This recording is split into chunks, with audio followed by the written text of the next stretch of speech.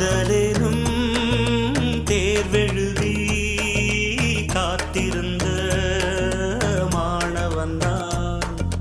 காதலேனும் தேர்வெழுதி காத்திருந்த மாணவன்தான். உன் எண்ணம் என்னும் ஏட்டில் என் எண்ணை பார்த்த போது